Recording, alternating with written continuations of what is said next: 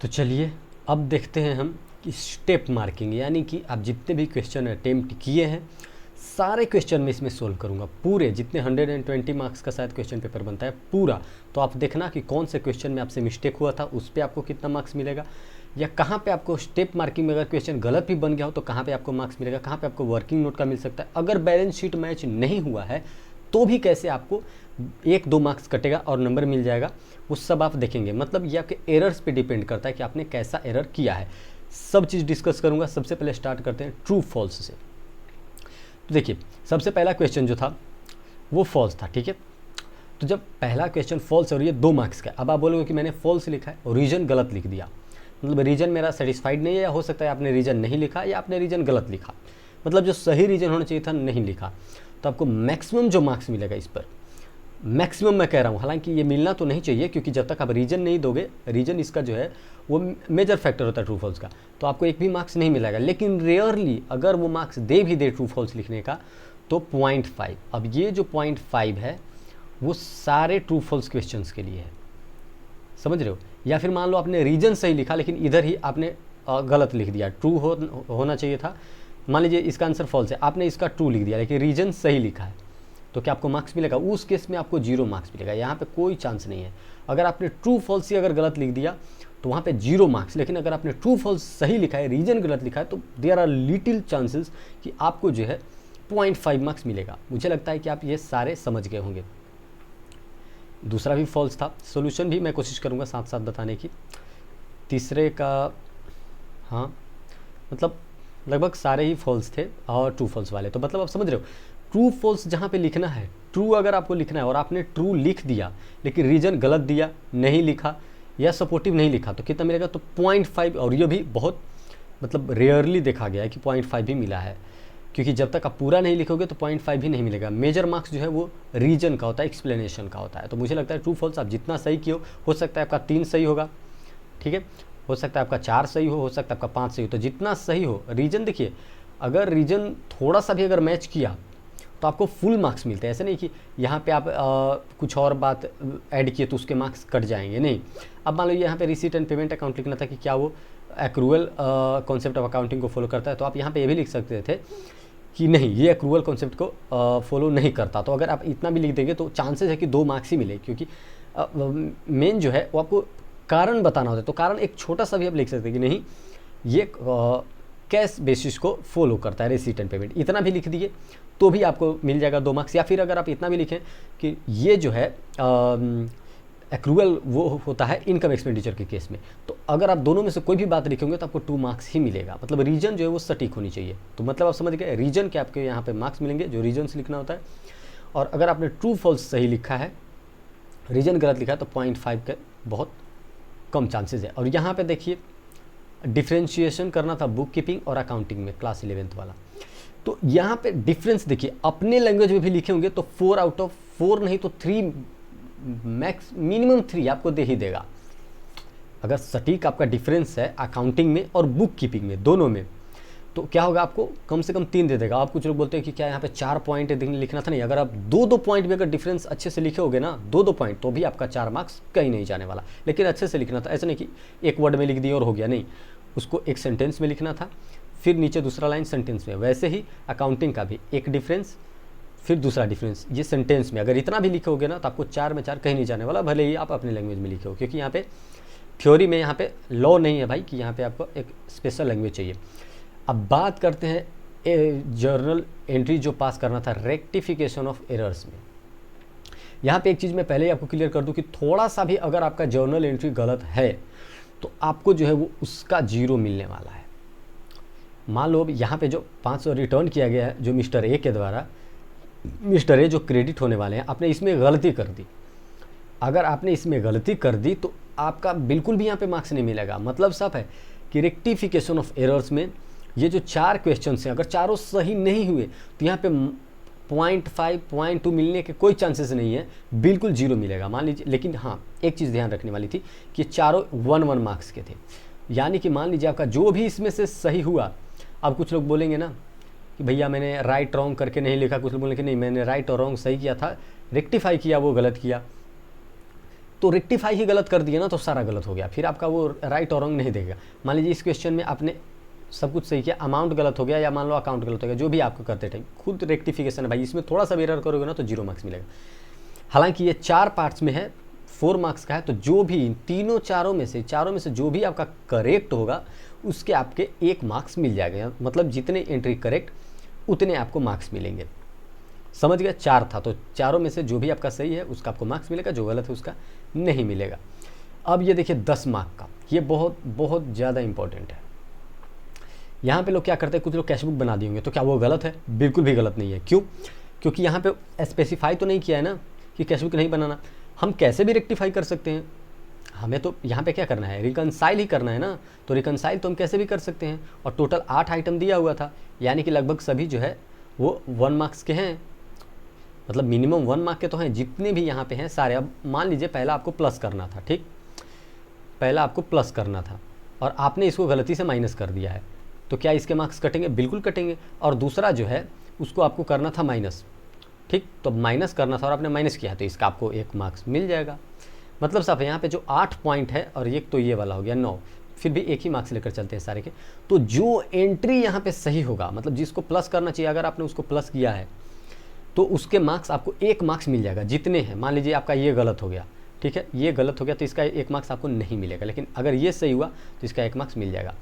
अब कुछ लोग कहते हैं कि मैंने पासबुक मांगकर बना लिया। देखो भाई, पासबुक मानकर बनाओ या कैशबुक, हालांकि पासबुक मानकर भी गलत नहीं होगा। पासबुक को भी अगर आप माइंड में रखते हो तो जब आपका रिकनसाइल बैलेंस आएगा वो सेम ही आएगा, तो भी गलत नहीं होता। लेकिन उसमें क्या है, इसमें स्पेसिफाई कर दिया कि कैशबुक को यहाँ पे देखा जा रहा है, ठीक, तो आपको कैशबुक को लेकर ही बनाना था। पासबुक को भी लेकर बनाए हो तो चांसेस है कि आपको मार्क्स मिलेगा ही मिलेगा, क्योंकि यहाँ पे दोनों को मैच करना होता है हमें। ये अगर वो स्पेसिफाई कर दे कि नहीं एज पर पासबुक ही बनाइए, तब हम पासबुक यूज करते। तो समझ गए, अगर कैशबुक भी यूज किए हो तो आपका सही होगा, क्योंकि आपका बैलेंस सही आने वाला है। इस क्वेश्चन में सबसे मेजर पॉइंट था ये वाला, क्योंकि थोड़ा सा समझ नहीं आ रहा कि this entry was missed while preparing the cashbook. मुझे लग रहा है इस एंट्री की बात करें, अगर ये एंट्री मिस हो रहा है डिपॉजिट वाला, यानी कि पहले से वो डिपॉजिट 160 मान रखा है, तो 4% उससे कम कर लेगा, क्योंकि बाद में 4% कम ही बैंक में रिसिप्ट हुआ है, तो कैशबुक में भी 4% कम ही रिसिप्ट करेगा। खैर, मतलब आप समझ गए, यहाँ पे 1-1 मार्क्स सारे एंट्री के, जो जो एंट्री सही उसके 1-1 मार्क्स, और 1 मार्क्स लास्ट में टोटलिंग के कटेगा, यानी कि एक गलती का आपका 2 मार्क्स हैं, एक गलती का 2 मार्क्स, यानी कि 4 गलती का 8 मार्क्स नहीं, 4 गलती का 5 मार्क्स। क्यों? क्योंकि गलती जितना भी हो, आंसर तो एक ही आना चाहिए था, आंसर एक बार ही गलत होगा। अब 570 हो 580 जो भी आए, गलत होगा तो एक बार ही, और ऊपर जितने गलती, मान लीजिए आपका 3 गलती है, ये और ये तीनों आपका गलती है मान लीजिए, तो आपको कितना मार्क्स कटना चाहिए? 10 में से कितना मिलना चाहिए? 4 नंबर जाएगा। 3 नंबर तो इन तीनों का, ठीक, और एक जो कि आपका टोटल में गलत आएगा, तो 4 नंबर, मतलब जितनी गलती उससे 1 नंबर का ज़्यादा आपको नुकसान होने वाला है इस क्वेश्चन में। फाइनली बात करते हैं बिल्स वाले की। पूरे 10 मार्क्स का है ये भी क्वेश्चन, बिल्स ऑफ एक्सचेंज। ध्यान से देखिएगा, पूछा क्या है वो देखिए। Journal entries in the books of Sejal, सिर्फ सेजल के बुक में करना था। सेजल पर ही तो बिल ड्रॉ हुआ है ना, हाँ, तो सेजल के ही बुक्स में। अब कुछ लोग बोलेंगे नहीं मैंने हैरी का भी कर दिया, कोई दिक्कत नहीं है, आपका मार्क्स कटने वाला नहीं है। दूसरी चीज़, जर्नल एंट्री आपने पास किया, हो सकता है आपने, अब कुछ लोग बोलेंगे कि नहीं मैंने तो अकाउंट्स ही मेंशन नहीं किया, फिर भी सेजल का पूछा है ना, तो जर्नल एंट्री जो होगा एज यूजुअल उसी को माइंड में लेकर किया जाएगा। आगे देखिए, ledger account of Harry, Harry का लेजर अकाउंट बनाना था, मतलब सेजल से आप जर्नल एंट्री कर दिए ना, सेजल को माइंड में रख के, ठीक। अब सेजल में जहाँ जहाँ आपका हैरी आ रहा होगा, हैरी का अलग से लेजर अकाउंट बनाना था। मतलब साफ है, जर्नल एंट्री के आपके जो है वो 5 मार्क्स, 10 में से 5 मार्क्स सिर्फ जर्नल एंट्रीज के, 2.5 जो है वो आपका हैरी का है, 2.5 हैरी का, और बाकी जो भी वर्किंग है उसके। मतलब समझ रहे हो कि मेजर पार्ट जो है वो आपका जर्नल एंट्री ही है। 5 नहीं, इसको 8 कर देनी चाहिए, 7 कर दो। क्यों? क्योंकि यहाँ पे एक ही लेजर अकाउंट पूछा ना, हाँ हैरी का सिर्फ पूछा है, सिर्फ हैरी का। तो ये लगभग कितना, मान लो 5 to 6 मार्क का ये, और 5 to 6 मार्क का ये भी, दोनों इक्वल। अब कुछ लोग बोलेंगे कि मुझे से तो लेजर अकाउंट हैरी का छूट गया था, या फिर गलत पोस्टिंग हुआ, या मैच नहीं किया, तो हड़बड़ाने की बात नहीं। यहाँ पे जितनी एंट्रीज है, एक एंट्रीज यहाँ पे है एक्सेप्टेंस की, ठीक, फिर है रेमिटेंस की 2 एंट्री, फिर ड्यू डेट वाला आता है जहाँ पे कैंसिल होता है, 3-4 एंट्री हो गया, 5 एंट्री, मतलब ऑन एन एवरेज मान लो 8 एंट्री होनी है टोटल, सारे जो है वो 1-1 मार्क्स के। तो 1-1 मार्क्स के जो एंट्री होने वाले, अगर आपने एंट्री अच्छे से किया है और 1-2 मार्क्स, 1-2 नंबर अगर उसमें गलत हो रहे हैं, 1-2 पॉइंट आपसे गलत हो रहा है जर्नल एंट्री में, तो कितने मार्क्स कटेंगे? 1-2 के सिर्फ 1-2 ही कटेंगे। लेटर सपोज 2 मार्क्स कटेंगे, इससे ज़्यादा आपका नहीं कटेगा अगर एक जर्नल एंट्री गलत है तो। अगली बात कि मैं लेजर अकाउंट हैरी का नहीं बनाई, क्या सेजल का भी हैरी अकाउंट बुक्स बनाना था? बुक्स नहीं भी बनाते ना तो जर्नल एंट्री पास कर देते, तो उसी के बुक में पास होता। तो अलग से दिखाओ या जर्नल एंट्री, बात एक ही है। तो 2-2 बनाना था, तो एक अगर एंट्री गलत हुई है तो आपका 2 मार्क्स कटेगा। अब मान लो आपने लेजर अकाउंट में पोस्ट कर दिया लेकिन मैच नहीं हुआ, तो कम से कम 2 मार्क्स वहाँ पे भी आपका कटेगा। और ये जो है, ये मैं आपको बता दूं कि ये कम से कम नहीं, मुझे ज़्यादा से ज़्यादा लिखनी चाहिए, क्योंकि पोस्टिंग अगर आपने कर रखा है, जर्नल एंट्री भी कर रखा है, जर्नल एंट्री में भी 1-2 गलती है, लेजर में भी 1-2 गलती है, तो ज़्यादा से ज़्यादा 4 मार्क्स कटेगा। 6 to 7 मार्क्स मैं मिनिमम लेकर चलता हूँ। 6 मार्क्स आपका कहीं नहीं जाने वाला। मैं गलती एजम्पशन करके चल रहा हूँ, या तो आपने अकाउंट में गलती पोस्टिंग किया है, प्लस आपने कोई 1-2 जर्नल एंट्री गलत किया है तब। अब एक छोड़ दिए होगे, मान लो आपने सीधे छोड़ दिया था, आपको कितना मिलेगा? 5 मार्क्स मिलेगा अगर एक अकाउंट छोड़ दिए होगे तो। अगला क्वेश्चन देखते हैं, ट्रेडिंग P&L का है और ये भी है 10 मार्क्स का। आइए नीचे देख लेते हैं। ये सारे पोस्टिंग हैं, आप एक चीज़ देख रहे हो, सारे पोस्टिंग, ये सारे में, जैसे कि ये हो गया, ये जाएगा बैलेंस शीट, सारे बैलेंस शीट्स के, ट्रेडिंग में जाएगा बैलेंस शीट, डेटर है balance sheet, cash in hand cash में बैलेंस शीट। तो सारे आइटम्स को अगर आप पोस्ट कर दिए होंगे ना, सिर्फ पोस्टिंग की बात कर रहा हूँ, जैसे ट्रेडिंग में, P&L में और बैलेंस शीट में, तो 10 में से 6 तो आपका वही हो जाता है। आपने ना ही कोई बैलेंस फाइंड किया है, ना ही ट्रेडिंग का बैलेंस, ना ही P&L का बैलेंस, और ना ही बैलेंस शीट मैच किया है। सबसे बड़ा यही होता है ना कि बैलेंस शीट मैच नहीं हुआ, फिर भी आपका 6 मार्क्स मिल जाएगा सिर्फ फॉर्मेट में बनाकर उनसे रिलेटेड आइटम्स को पोस्ट करने में। जितने सारे आइटम्स हैं ना, थोड़ा सा एडजस्टमेंट्स भी होगा, ये एडजस्टमेंट्स, तो इन आइटम्स को प्लस माइनस आप नहीं किए हैं, आपने डिप्रिसिएशन अच्छे से नहीं कैलकुलेट किया, जो भी, फिर भी आपका 10 में से 6 मार्क्स कहीं नहीं जाने वाला। क्यों?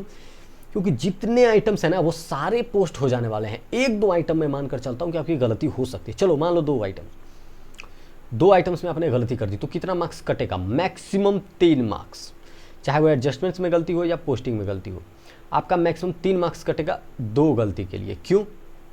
2 गलती का 2 नंबर और एक जिससे बैलेंस जो है वो इम्पैक्ट हो जाएगा। जो बैलेंस फाइंड होता है ट्रेडिंग का या फिर P&L का, ग्रॉस प्रॉफिट या नेट प्रॉफिट, या फिर बैलेंस शीट में जब वो जाएगा तो वो इम्पैक्ट होता है। तो अगर मान लीजिए इतने सारे एडजस्टमेंट्स हैं, 7 एडजस्टमेंट्स, ठीक, इनमें से कोई 1-2 एरर है, चलो 2 एरर है इधर, और 1-2 एरर पोस्टिंग में हो गया, मैं ओवरऑल लेकर चल रहा हूँ 4 एरर, तो कितना नंबर कटेगा? आप बोलोगे कि नहीं मेरा तो 5, जी नहीं, सिर्फ और सिर्फ 3 मार्क्स ही कटेंगे। क्यों? क्योंकि देख रहे हो आइटम्स, देख रहे हो कितना सारा है भाई। जब यहाँ पे 30 आइटम गिवन है, 30 आइटम, तो आप समझो कि 30 में से अगर 2-3 आइटम गलत होता है तो कितना नंबर कटना चाहिए? 30 आइटम का वेटेज 10 है, यानी 0.3, तो एक गलती होने पर 0.3 ही खत्म होनी चाहिए ना। मान लो कोई एक एंट्री, ये एंट्री मुझसे गलत हो गई, ठीक, इसको गलत दिखा दिया, तो क्या होगा? 0.3, चलो मानकर चलते 1 मार्क्स। तो वही कह रहा हूँ कि जितना ज़्यादा इसमें गलती होगा उतना ही नंबर सेम जो है आपका कैंसिल होगा। मान लो ट्रेडिंग में एक गलती हो गई तो वहाँ पे कितना नंबर कटेगा? सिर्फ 1 नंबर, क्योंकि यहाँ पे वैल्यू नहीं है उतना टर्म्स की, क्योंकि टर्म्स बहुत ज़्यादा है तो सबका वैल्यू है और छोटा छोटा वैल्यू है। यही अगर 2-3 आइटम होते तो आराम से एक जो होता है वो 2 नंबर का होता। तो 1 नंबर गलती मान लीजिए ट्रेडिंग में, 1 नंबर आपका आ गया P&L में, और 1 आपका आ गया बैलेंस शीट में, और 1 आपका जो है वो लास्ट एडजस्टमेंट्स में। सारे में मैंने गलती कर ली, तो आपको कितना नंबर कटेगा? सिर्फ 3 नंबर। सारे जो मेजर पोस्टिंग्स है ना, बहुत सारे आइटम्स हैं, आपका यहाँ पे 7 मार्क्स आपका कहीं नहीं जाने वाला। आई थिंक आप समझ गए होंगे। अगर 2-3 भी गलती है, एडजस्टमेंट्स की बात कर रहा हूँ, पोस्टिंग आपने कर रखा है, बैलेंस शीट मैच करे ना करे दैट डजंट मैटर, और अगर आपने सही से सब कुछ पोस्टिंग कर रहा है और 1-2 के कारण आपका बैलेंस शीट मैच नहीं कर रहा है, तो 10 में से 8 आपका कहीं नहीं जाएगा, इसकी मैं गारंटी ले रहा हूँ। समझ रहे हो? लेकिन मान लो एडजस्टमेंट्स में 1-2 गलती हो जाए, आइटम्स को पोस्ट करने में 1-2 गलती हो जाए, तो उसमें आपका 6 नहीं बल्कि 7 मार्क्स आपका कहीं नहीं जाने वाला। 7 मार्क्स, रिमेंबर, यहाँ पे आपको बहुत सारे आइटम्स हैं, तो 2-3 आइटम गलत हो जाएगा तो बहुत ज़्यादा मार्क्स नहीं कटेगा।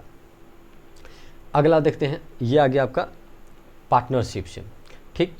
अब ये भी है 10 नंबर का क्वेश्चन। आइए, ये भी एक आसान क्वेश्चन है।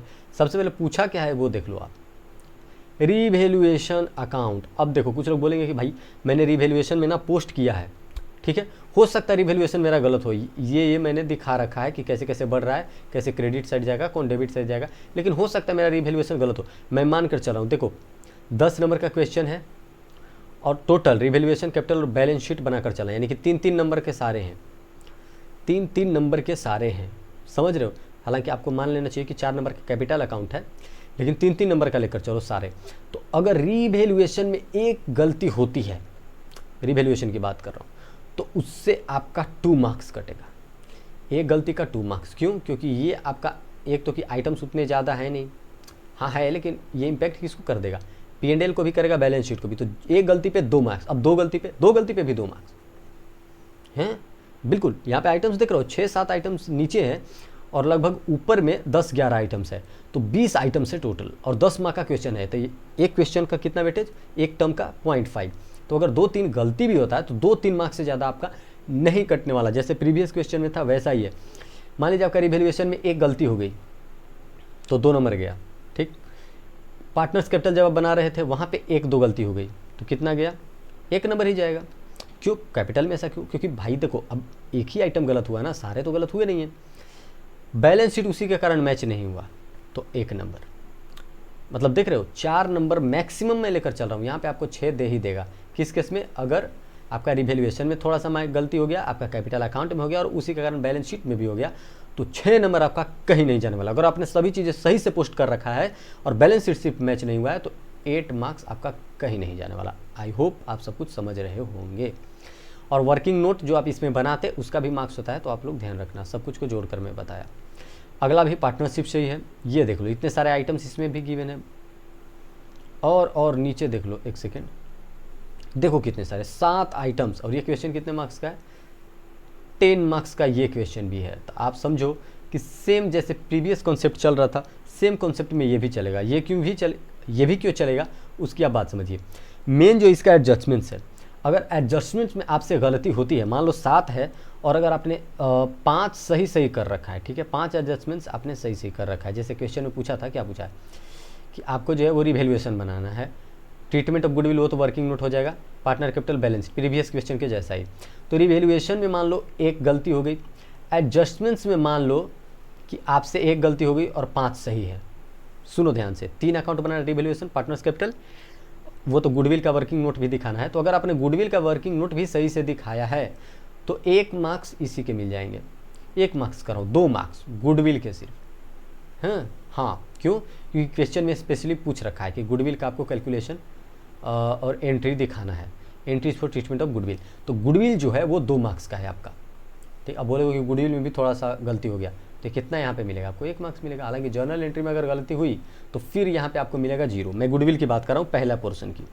दूसरा में रिवैल्यूएशन, अगर रिवैल्यूएशन में एक आइटम छूट भी गया हो तो आपको कितना मिलेगा? उसमें 2 नंबर आराम से आपको सिर्फ रिवैल्यूएशन में मिलने वाला है, ठीक है।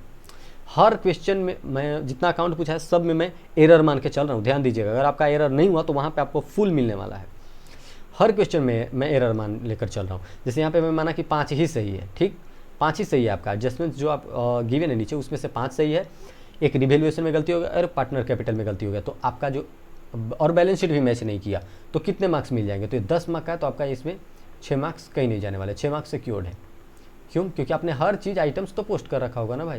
ये सारे आइटम्स देखो, ठीक है, इन्वेस्टमेंट्स है, मशीनरी है, पेटेंट्स है, और क्या है, स्टॉक है, डेटर है, ये सब तो दिखा रहे होगे अच्छे से।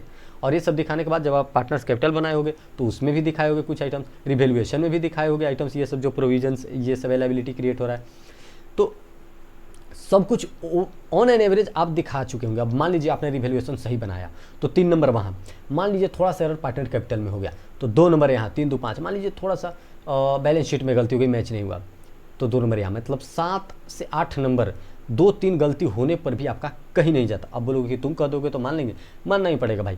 क्यों? क्योंकि यहाँ पे जितने ज़्यादा आइटम्स रहते हैं ना उतने कम मार्क्स कटते हैं एरर्स होने पर। अब मान लो यहाँ पे 2 ही एडजस्टमेंट्स होते, सिर्फ ये दोनों, ठीक है, सिर्फ 2 एडजस्टमेंट्स, और क्वेश्चन रहता है इतना बड़ा, कितने मार्क्स का है? 10 मार्क्स का। तो कितना मिलता अगर एक गलती होता? तो रिवैल्यूएशन अगर गलत हो जाता तो आपको मिलता उसमें सिर्फ 2 मार्क्स, पार्टनर कैपिटल गलत होता तो वहाँ पे भी मिलता 2 मार्क्स, और फिर क्या, गुडविल का तो 1 मार्क्स मिलता है, यानी कि 5 मार्क्स। लेकिन क्योंकि ये क्वेश्चन बहुत बड़ा है, बहुत सारे यहाँ पे एडजस्टमेंट्स हैं और बहुत सारे आइटम्स हैं, तो सारे आइटम्स अगर इसका भी अगर सही पोस्टिंग हो गया या 1-2 एरर इसमें भी मानकर चलते हैं और ये सब कुछ आपने सही कर रखा है, 1-2 एरर यहाँ पे भी मानकर चलते हैं, तो आपका 6 मार्क कहीं नहीं जाने वाला, मिनिमम बता रहा हूँ, वरना 7-8 भी मिलता है। अगला क्वेश्चन देख लेते हैं, सब क्वेश्चन की बात है। Receipt and payment account given है और बनाना क्या है, इनकम एंड एक्सपेंडिचर अकाउंट और बैलेंस शीट।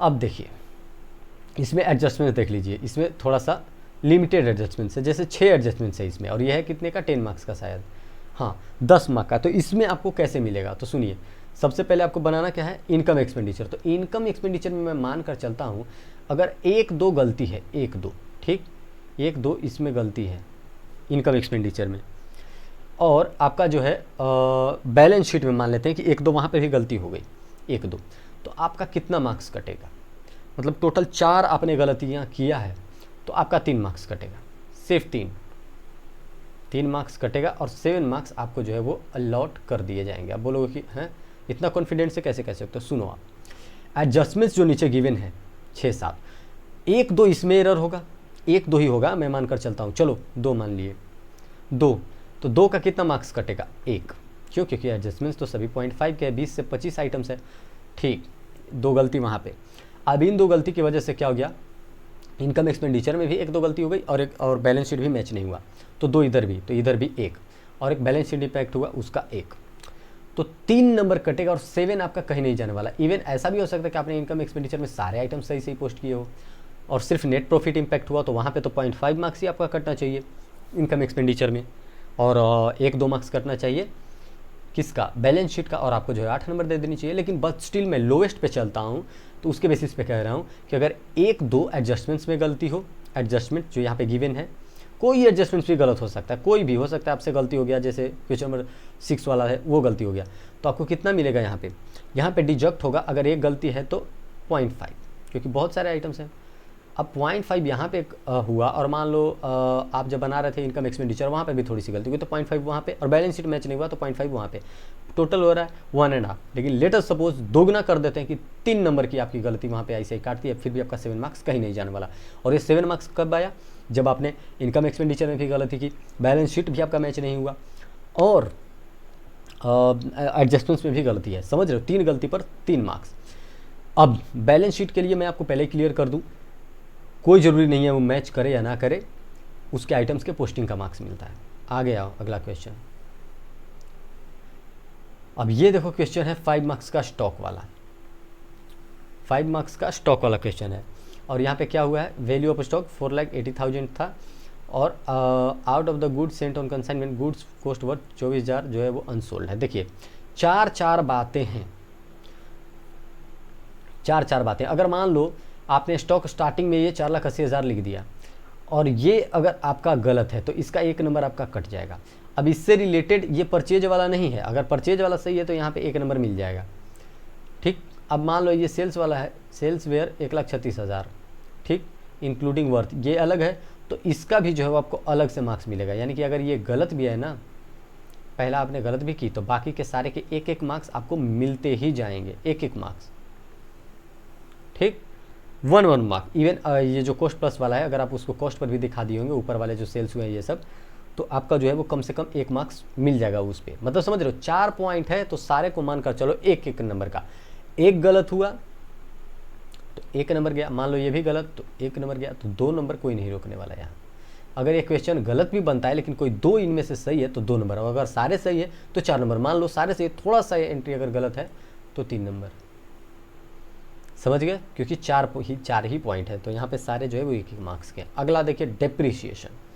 अब कुछ लोग बोलेंगे कि मैं तो वर्किंग नोट करके किया था और मैंने तो मशीनरी अकाउंट बनाया नहीं, तो देखो भाई, अगर वर्किंग नोट भी क्लियरली कर दिए हो तो आपका 3 नंबर कहीं नहीं जाने वाला, 3 नंबर, क्योंकि अगर मशीन पूछा है और मशीन ही नहीं बनाया, 3 नंबर आपका कहीं नहीं जाने वाला।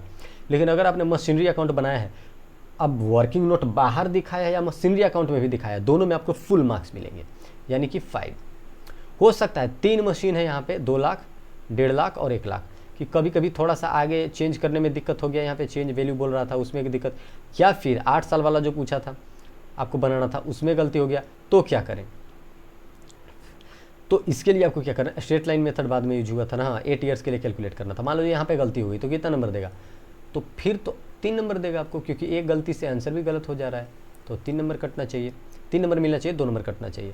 समझ रहे हो, डेप्रिसिएशन वाला में अगर किसी मशीन का अगर आपने सही से कैलकुलेशन कर लिया है, किसी 2 मशीन का, तो 3 नंबर आपको जो है वो आराम से मिलने वाले हैं। वर्किंग नोट करके दिखाओ या मशीनरी अकाउंट में।